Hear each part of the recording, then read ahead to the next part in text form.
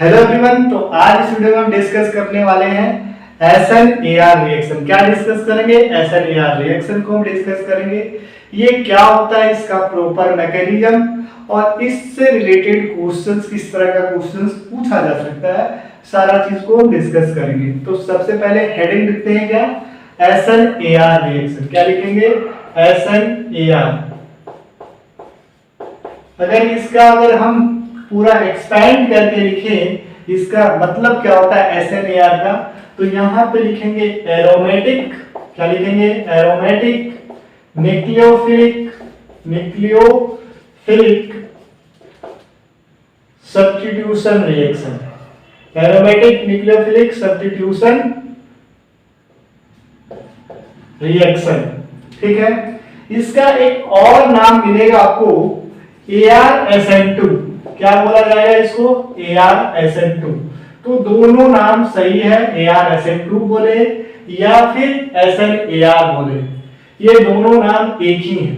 अगर इस रिएक्शन के बारे में अगर हम बात करेंगे तो पूरा प्रॉपर्ली आपको समझाएंगे तो चीजें क्या हो रहा है यहाँ पे। तो सबसे पहले ये ArSN2, SN2 का मतलब क्या है? यहाँ पे एरोमेटिक न्यूक्लियोफिलिक सब्स्टिट्यूशन रिएक्शन।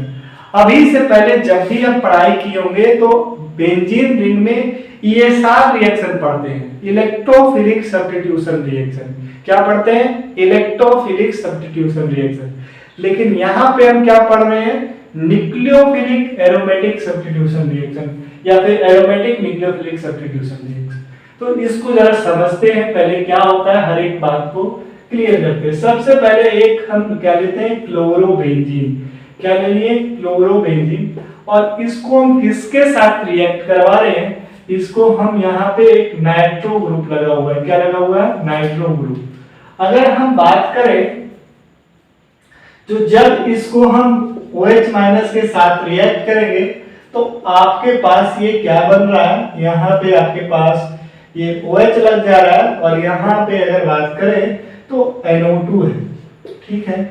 अगर हम बात करें बेंजीन में, बेंजीन क्या होता है? बेंजीन का अगर स्ट्रक्चर आपको याद हो, यहाँ पे अगर हम क्लोरोबेंजीन के बारे में पहले बात करते हैं, जब इसको हम अगर क्या इसमें SN1 पॉसिबल है, क्या इसमें SN2 पॉसिबल है, और अगर नहीं पॉसिबल है तो क्या रीजन है जिसकी वजह से यहाँ पे SN1 और SN2 नहीं हो रहा है, तो इसको एक्सप्लेन करते हैं। सबसे पहला बात, ये जो बेंजीन है, बेंजीन क्या होता है? बेंजीन में हम अगर बात करें तो यहाँ पे पाई इलेक्ट्रॉन डेंसिटी होता है अबव द प्लेन और बिलो द प्लेन, मतलब यहाँ पे पाई इलेक्ट्रॉन क्लाउड है।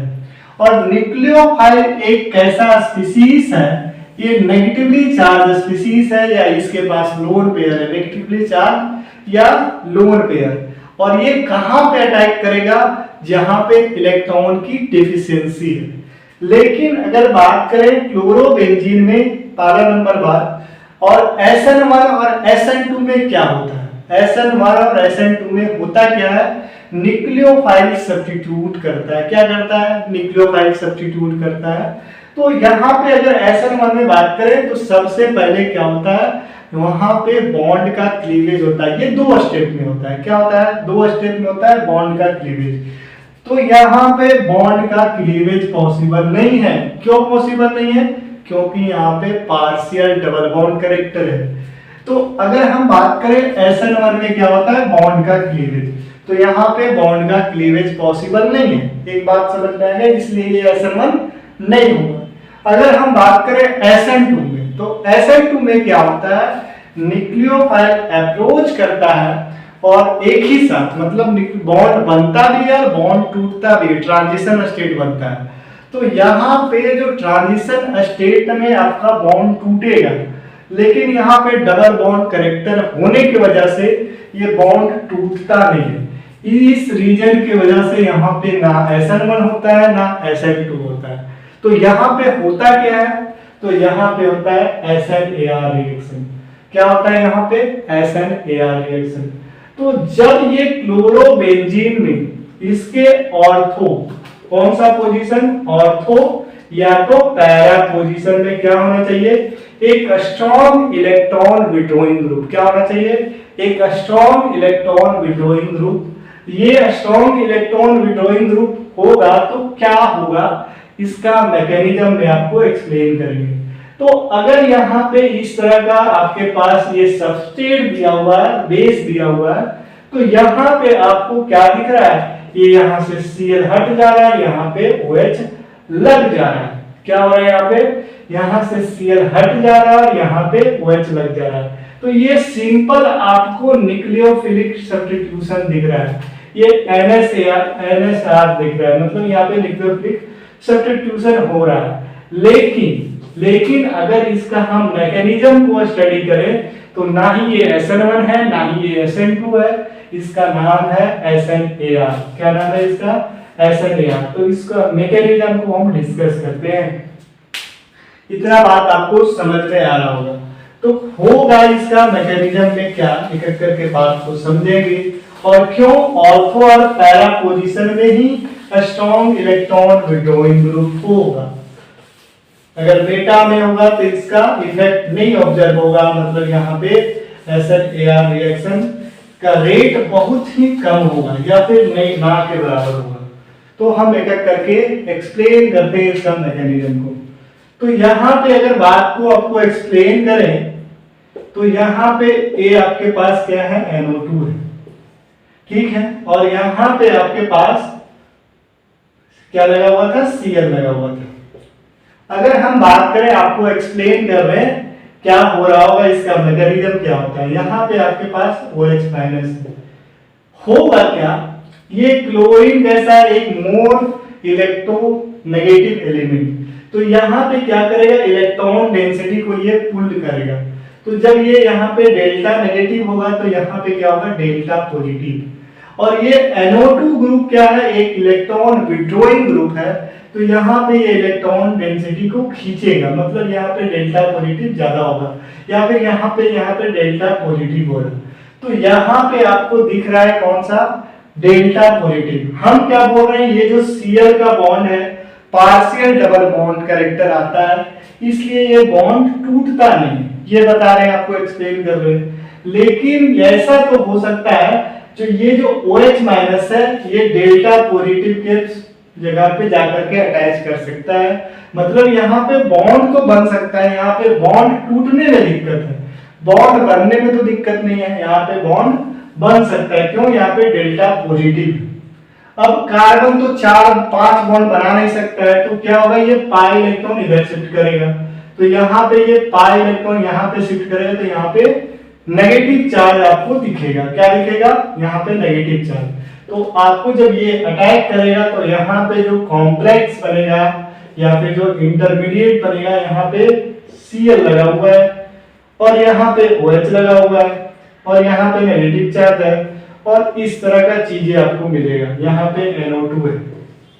नेक्स्ट अगर बनाए, यहाँ पे पाई इलेक्ट्रॉन को इधर शिफ्ट करें और ये नेगेटिव चार्ज को यहाँ पे दे, तो यहाँ पे आपके पास दिखेगा इस तरह का, यहाँ पे आपके पास ये Cl है, यहाँ पे OH है और पाई बॉन्ड यहाँ पे, नेगेटिव चार्ज यहाँ पे, और यहीं पे क्या है, NO2 है। NO2 को जरा एक्सपेंड करके बना लेते हैं। तो ये क्या करेगा, ये यहाँ पे ये क्या होगा, यहाँ पे पॉजिटिव चार्ज है, तो यहाँ से ये क्या करेगा, यहाँ पे ये बॉन्ड बना लेगा। क्या बनाएगा, यहाँ पे बॉन्ड बनाएगा। तो यहाँ पे ये क्या करेगा, या फिर ऐसे समझो, इसका और एक रेजोनेटिंग स्ट्रक्चर बनाते हैं, तो ये पाई बॉन्ड, पाई इलेक्ट्रॉन इधर शिफ्ट होगा और यहाँ पे जो बॉन्ड था ये पाई इलेक्ट्रॉन यहाँ पे आएगा। तो नेक्स्ट इसका रेजोनेटिंग स्ट्रक्चर बनाते हैं, यहाँ पे NO2 है, नेगेटिव चार्ज यहाँ पे आएगा, यहाँ पे Cl है और यहाँ पे OH है। ये आपको इतना दिख पा रहा होगा, यहाँ पे Cl है और यहाँ पे OH है, ये आपको दिख रहा होगा, नेगेटिव चार्ज Cl OH, इतना बात दिख रहा होगा। और यहाँ पे NO2, ठीक है, ये NO2 आपके पास दिख रहा होगा। अगर हम बात ये आपको एक्सप्लेन करें, क्या बात एक्सप्लेन कर रहे हैं यहाँ पे, तो यहाँ पे आपको ये देखना है, जो यहाँ पे बॉन्ड बना हुआ है, नेगेटिव चार्ज कहाँ कहाँ पे आ रहा है, तो यहाँ पे आ रहा है, ये कार्बन आयन बन रहा है, एक ऑर्थो और पैरा और फिर ऑर्थो में 3 पोजीशन में नेगेटिव चार्ज। तो ये क्या करेगा, -m से इसको स्टेबलाइज करेगा, कार्बन आयन को ये क्या करेगा, स्टेबलाइज करेगा, नेगेटिव चार्ज को कम करेगा। कौन करेगा? ये इलेक्ट्रॉन विड्रॉइंग ग्रुप। कौन सा ग्रुप स्टेबलाइज करेगा? इलेक्ट्रॉन विड्रॉइंग ग्रुप क्या करेगा? माइनस चार्ज को स्टेबलाइज करेगा, कार्बन आयन को स्टेबलाइज करेगा। ये बात आपको समझ में आ रहा होगा। क्या करेगा? ये माइनस चार्ज को स्टेबलाइज कर रहा है। तो अगर ये कार्बन आयन स्टेबलाइज हो रहा है तो सिर्फ किस पोजीशन पे नेगेटिव चार्ज आपको? ऑर्थो और पैरा में। तो अगर ऑर्थो और पैरा में NO2 लगा हुआ है तो स्टेबलाइज करेगा, मेटा में आपको कोई चार्ज नहीं दिख रहा है। तो नेक्स्ट स्टेप में क्या होता है? ये जो कॉम्प्लेक्स जो बनता है इसको हम बोलते हैं मीजन-हैमर कॉम्प्लेक्स। मीजन-हैमर कॉम्प्लेक्स, ये जो कॉम्प्लेक्स बना है इसको हम बोलते हैं मीजन-हैमर कॉम्प्लेक्स। अब नेक्स्ट स्टेप में क्या होता है? ये जो स्टेप है, ये जो फर्स्ट स्टेप है, ये कौन सा स्टेप है? फर्स्ट स्टेप है। ये होता है RDS। क्या होता है? फर्स्ट स्टेप क्या होता है? RDS। क्यों? क्या? क्योंकि यहाँ पे एरोमेटिसिटी लूज हो रहा है। क्या हो रहा है? यहाँ पे एरोमेटिसिटी लूज हो रहा है और यहाँ पे बॉन्ड बन रहा है। तो ये आपको कौन सा स्टेप है? ये रेट डिटरमाइनिंग स्टेप है। और रेट डिटरमाइनिंग स्टेप में कितना मॉलिक्यूल्स आपको दिख रहा है? तो एक तो बेस दिख रहा है और एक अल्काइल ग्लाइड दिख रहा है। मतलब ये SN2 बोलने का मतलब क्या है? ये दोनों के कंसंट्रेशन पे इसका रेट डिपेंड करेगा, मतलब दोनों पे डिपेंड कर रहा है। तो अगर हम रेट लिखेंगे तो रेट क्या होगा? K इंटू RX, और ये न्यूक्लियोफाइल जो है दोनों के कंसंट्रेशन पे रेट इसका डिपेंड कर रहा है, इसीलिए ArSN2 बोलते हैं। अब यहाँ पे इतना बात समझ में आया। अब ये एरोमेटिसिटी जो है यहाँ पे क्या है? यहाँ पे एरोमेटिसिटी लूज हो गया ये सारे स्ट्रक्चर में। तो नेक्स्ट जो स्टेप होगा, ये इसके बाद वाला जो स्टेप होगा, जो यहाँ पे कोई एक इंटरमीडिएट को हम ले लेते हैं और उसके बाद एक्सप्लेन करते हैं। तो वहां पे क्या होगा? क्या हो जाएगा वहां पे? तो एरोमेटिसिटी लूज करने के लिए क्या करेगा? जो Cl बॉन्ड है उसको वो तोड़ देगा। क्या होगा? एरोमेटिसिटी गेन करने के लिए, एरोमेटिसिटी क्या है? लूज हो चुका है यहाँ पे, तो इसको गेन करने के लिए यहाँ पे देख सकते हो NO2 है और यहाँ पे आपके पास नेगेटिव चार्ज है। ये वाला इंटरमीडिएट बना रहे हैं, यहाँ पे आपके पास OH है और यहाँ पे Cl है। तो ये पाई इलेक्ट्रॉन इधर शिफ्ट करेगा और Cl टूटेगा। तो ये जो स्टेप है, ये जो स्टेप है, तो इसको हम बोलेंगे ये फास्ट स्टेप है। कौन सा स्टेप है? ये फास्ट स्टेप है। यहाँ पे ये बहुत जल्दी होगा क्योंकि ये रेट डिटरमाइनिंग स्टेप नहीं है, रेट डिटरमाइनिंग स्टेप पहला था। तो ये आपके पास बन गया। तो अगर हम बात करें तो ये दो स्टेप में हो रहा है। पहला स्टेप रेट डिटरमाइनिंग स्टेप, दूसरा स्टेप फास्ट स्टेप। यहाँ पे एरोमेटिसिटी लूज गेन करने के लिए क्या करता है? यहाँ पे Cl बॉन्ड टूटता है। तो ये आपका इसका प्रॉपर मैकेनिज्म है। अच्छा, इलेक्ट्रॉन विड्रॉइंग ग्रुप क्या क्या हो सकता है? तो इलेक्ट्रॉन विड्रॉइंग ग्रुप में आपके पास क्या क्या हो सकता है? पहला होगा आपके पास NO2, ठीक है। दूसरा हो सकता है NF3 और यहाँ पे पॉजिटिव, और तीसरा होगा F। ये सारे एक स्ट्रॉन्ग इलेक्ट्रॉन विड्रॉइंग ग्रुप है। अगर ये ऑर्थो या पैरा पोजीशन में है तो यहाँ पे SNAR रिएक्शन होगा। SNAR रिएक्शन में क्या होता है? पहले न्यूक्लियोफाइल अटैक करता है। इसका एक और नाम है, स्पेशल पॉइंट में सारा बात को हम लिखते हैं। तो एक एक करके इसमें क्या क्या स्पेशल पॉइंट है। तो ये बाई मॉलिक्यूलर रिएक्शन है, दो मॉलिक्यूल इन्वॉल्व है रेट डिटरमाइनिंग स्टेप में, तो इसको by molecular nucleophilic substitution reaction भी बोला जाता है। By molecular aromatic nucleophilic substitution reaction. तो अगर हम बात करें स्पेशल पॉइंट में, सबसे पहले अगर बात करें तो रेट किस चीज पे डिपेंड कर रहा है? तो ये अल्काइल हैलाइड और दूसरा न्यूक्लियोफाइल पे डिपेंड कर रहा है। ये बात आपको समझ में आ रहा होगा। दूसरा, यहाँ पे इंटरमीडिएट आपके पास कार्बेनाइन बन रहा है। क्या बन रहा है? कार्बेनाइन। अगर कार्बेनाइन ज्यादा स्टेबल तो उसका रेट क्या होगा? ज्यादा अच्छा होगा। कार्बेनाइन बहुत अच्छा स्टेबल होगा तो उसका रेट क्या होगा? ज्यादा। तो ये बात भी समझ में आएगा। दूसरा पॉइंट अगर लिखें तो इस रिएक्शन को हम बोलते हैं एडिशन, सबसे पहले क्या हुआ एडिशन, उसके बाद क्या हुआ एलिमिनेशन। क्या बोलेंगे एडिशन एलिमिनेशन रिएक्शन। क्या बोलेंगे इस रिएक्शन को addition elimination reaction. Next point बताइए ये ग्रुप क्या होगा इलेक्ट्रॉन विड्रॉइंग ग्रुप, पहले भी लिखा चुके हैं तो आप लिख सकते हो NO2 NF3 प्लस और यहाँ पे आपके पास F। ये सारे जो ग्रुप है ये क्या है बताओ F माइनस, ये सब क्या है ये F जो है सारे क्या है बताओ ये इलेक्ट्रॉन विड्रॉइंग ग्रुप है। तो ये बात हो गया। अब कुछ क्वेश्चंस के साथ आपको एक्सप्लेन करते हैं तो रेट के बारे में। तो एक क्वेश्चंस लेते हैं जिसमें आपको rate of nucleophilic rate compare करना है, तो आप देख सकते हो इसको। कभी कभी मैकेनिज्म पूछा जा सकता है, तो NO2 अगर तुमको जब भी दिख जाए और तो पैरा पोजीशन में तो आप समझना यहाँ पे क्या है Cl है NO2 है, यहाँ पे NO2 है और यहाँ पे NO2 है, ठीक है। दूसरा क्या है एक तो पैरा में है, दूसरा कहाँ पे है ऑर्थो में, ठीक है। आपको रेट बताना है कि किसका रेट ज्यादा होगा, रिएक्शन का रेट किस पे डिपेंड कर रहा है। तो रेट डिटरमाइनिंग स्टेप में क्या देखे थे यहाँ पे आपके पास पैरा में NO2 लगा हुआ है, नेक्स्ट क्या है मेटा में Cl और यहाँ पे मेटा में लगा हुआ है NO2। अगर इस क्वेश्चन पे आपका पूछा जाए, आपको पूछ रहा है कि रेट ऑफ रिएक्शन किस में ज्यादा होगा, तो किस में होगा इसमें। क्यों होगा क्योंकि यहाँ पे ऑर्थो में नेगेटिव चार्ज आ रहा है, यहाँ पे आ रहा है इस पोजीशन पे आ रहा है और ये NO2 कौन सा इफेक्ट से इसको कम करेगा माइनस एम इफेक्ट से ये इलेक्ट्रॉन को विड्रॉ करेगा जो कि स्टेबलाइज करेगा कार्बन आयन को। इस केस में देखें तो ये ऑर्थो और पैरा में लगा हुआ है, इस सबसे ज्यादा कौन होगा ये यहाँ पे नेगेटिव चार्ज को ये स्टेबलाइज करेगा।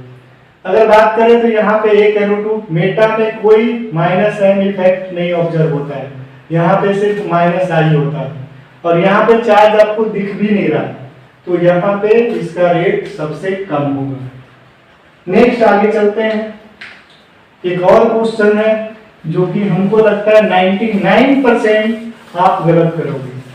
आपके पास क्वेश्चंस ये है, ये आपको रेट बताना है कि रेट ऑफ रिएक्शन किसका ज्यादा होगा और किसका कम होगा। सबसे पहले देखेंगे कैसे SNR रिएक्शन कैसे हम पहचानेंगे। तो आपके पास ऑर्थो और पैरा में क्या होना चाहिए, यहाँ पे क्लोरीन लगा हुआ है और यहाँ पे NO2, ठीक है। दूसरा क्या लगा हुआ है, यहाँ पे क्लोरीन लगा हुआ है और यहाँ पे NO2। नेक्स्ट आपके पास क्या है ब्रोमीन लगा हुआ है और यहाँ पे NO2। और नेक्स्ट आपके पास क्या है यहाँ पे आयोडीन लगा हुआ है। और अगर आपके पास पूछा गया कि बताओ इसका रेट ऑफ रिएक्शन किसका ज्यादा होगा, तो अगर आप देखोगे यहाँ पे लिविंग ग्रुप टेंडेंसी से देखेगा तो आपको लगेगा कि आयोडीन जो है नाइट्रो ऑर्थो पोजीशन में नाइट्रो ग्रुप लगा हुआ पैरा पोजीशन में और आयोडीन है जिसका रेट ज्यादा होना चाहिए, लेकिन ऐसा नहीं होगा क्योंकि ये जो लिविंग ग्रुप जो निकल रहा है ये रेट डिटरमाइनिंग स्टेप में आ ही नहीं रहा है, ये फास्ट रिएक्शन है। रेट डिटरमाइनिंग स्टेप कौन सा है, तो रेट डिटरमाइनिंग स्टेप है न्यूक्लियोफाइल का अटैक कर रहा है, तो यहाँ पे डेल्टा पॉजिटिव जो है यहाँ पे जितना ज्यादा पॉजिटिव चार्ज होगा उस पे डिपेंड कर रहा है रेट, मतलब न्यूक्लियोफाइल उस पे डिपेंड कर रहा है। तो ये ज्यादा पोलराइज करेगा, यहाँ पे ज्यादा पॉजिटिव चार्ज आएगा तो इसका रेट ज्यादा होगा, उसके बाद इसका फिर इसका। मतलब यहाँ पे हम चार्ज डेंसिटी पे कंपेयर कर रहे हैं, यहाँ पे इलेक्ट्रोनेगेटिविटी के बेस पे देख रहे हैं क्योंकि ज्यादा इलेक्ट्रॉन डेंसिटी को पुल करेगा तो यहाँ पे पॉजिटिव चार्ज ज्यादा आएगा। क्योंकि फर्स्ट स्टेप में क्या है बताओ, जहाँ पे ये न्यूक्लियोफाइल अटैक कर रहा है, ये आपका रेट डिटरमाइनिंग स्टेप। यहाँ पे जो ClF या Cl जो निकलने वाला स्टेप है ये फास्ट स्टेप है, तो इस पे रेट डिपेंड नहीं कर रहा, तो ये आपके पास आंसर ये होगा। तो इस तरह से आपको क्वेश्चंस को अप्रोच करना है। एक और बहुत अच्छा क्वेश्चंस को लेते हैं और उसको आपको बताना है कि उसका प्रोडक्ट क्या होगा। ठीक है, हाइपोथेटिकल क्वेश्चंस है, आप लगा सकते हो, बना सकते हो। आपके पास यहाँ पे क्या लगा हुआ है, Cl लगा हुआ है, और यहाँ पे NO2 लगा हुआ है, और यहाँ पे I लगा हुआ है। ठीक है, क्या लगा हुआ है, I। और जब इसको OH माइनस के साथ ट्रीट करोगे तो प्रोडक्ट क्या होगा, तो इसका जो प्रोडक्ट होगा इसके रेस्पेक्ट में, ये तो मेटा पोजीशन में है, तो यहाँ से Cl निकलेगा और OH लगेगा। बस सिंपल सा बात था और कुछ बात नहीं था। यहाँ पे आयोडीन का आयोडीन रहेगा। यहाँ पे लीविंग ग्रुप को आपको नहीं देखना है, किस पे देखना है, किस पे देख रहे हैं, तो NO2 इसके रेस्पेक्ट में पैरा पोजीशन में है, तो ये अपना इफेक्ट लगाएगा और ये कार्बोनाइट को स्टेबलाइज करेगा। तो ये इसका आंसर होगा। तो ऐसे यार रिएक्शन को आपको एक्सप्लेन किए। अगर कोई भी इस पे डाउट है तो आप कमेंट करके पूछ सकते हैं।